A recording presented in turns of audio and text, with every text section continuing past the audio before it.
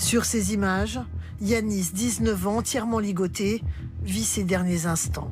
Cette vidéo que nous avons choisi de ne pas vous montrer est celle de son exécution.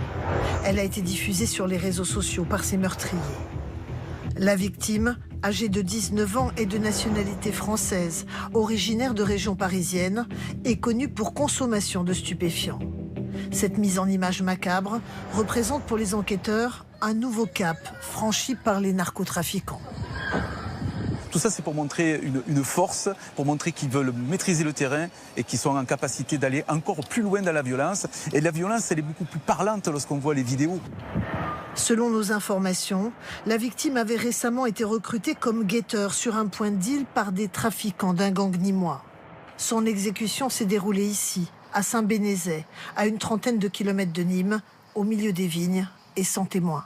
Des méthodes d'intimidation postées sur les réseaux sociaux, comme ce contrat sur la tête d'un trafiquant suspecté par ses rivaux de collaborer avec la police. Selon les spécialistes, ces modes opératoires sont couramment utilisés par les narcotrafiquants sud-américains. Un des objectifs, évidemment, c'est de décourager et d'effrayer en fait la concurrence. L'autre élément aussi, c'est de décourager d'éventuels collaborateurs narcotrafiquants qui pourraient devenir des indiques auprès de la police, et c'est pour maintenir une certaine omerta au sein des organisations mafieuses.